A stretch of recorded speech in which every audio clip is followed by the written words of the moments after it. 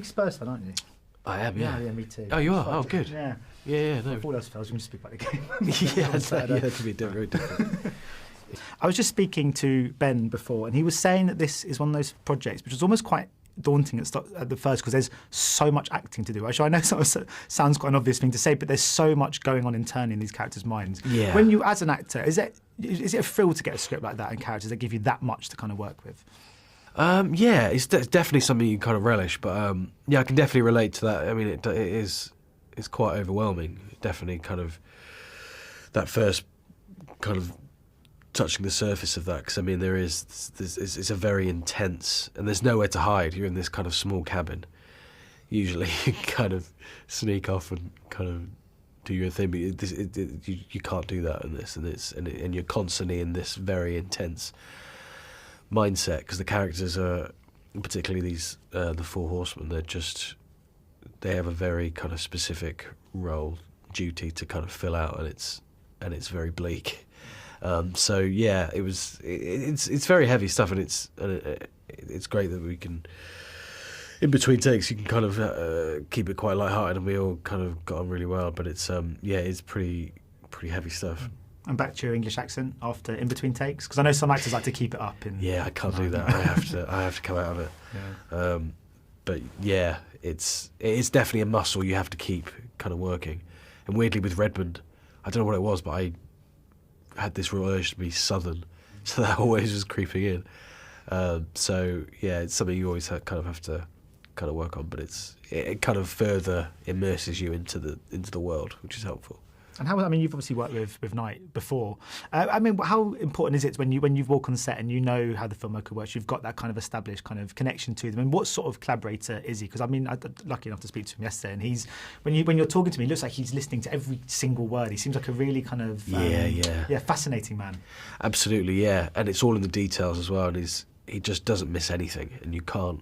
And that's one of the things I've kind of really learned working with him, because I've got to know him quite a bit over the years now, working on the TV show and this, and like he always knows when you're not on, even if it's just your shoulders in shot. You have to do something with your shoulder, and it has to be true, and he always wants you to give everything, and it's a really great kind of discipline. But yeah, I love working with him. If I could only work with Night, I would. He's just so great and just a lovely guy.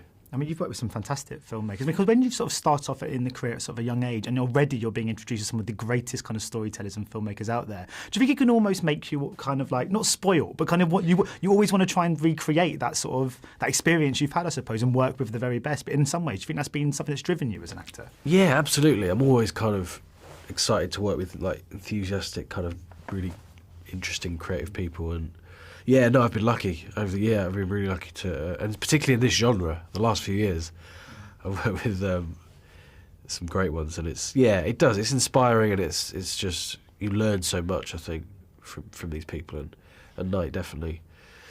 I've learned loads. And working with Dave as well, he's amazing. He's a big guy, and that's a small cabin. How? I know. I remember the first time I met him, I just didn't think he was real. No, I thought it must be some sort of trick. Yeah, I didn't do it, but I wanted to pod his arms. I know. Yeah. He's amazing. His body is just.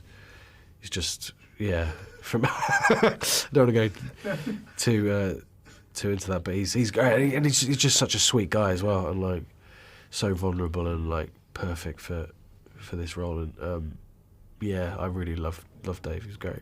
And it's got a real kind of old school thriller feel to it. I just wonder if it is a genre that you are a kind of a fan of, and if there are any sort of classic or favourites you like to stick on a rainy day. Yeah, no, I do. I think it's a genre you can't really watch these films over and over again. But weirdly, Sixth Sense is something I do go back to quite a lot. I was a huge fan of Night. And I still am.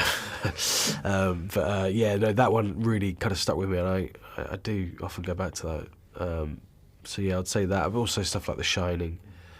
I I do like some weird like B movies as well. I went through a phase of that. It's a fun world to kind of play in. When you watched this Sixth Sense, did you know how it was going to end? When I first watched it? Yeah. Oh, no, absolutely not. No, did you? No, I was in hospital. I was 13 years old, and my mum's like, "Oh, let's watch it." And then this kid who was in like a bed about on the other side just shouted out the ending. Oh God! I thought you were going to say he was like you were seeing Dead. God,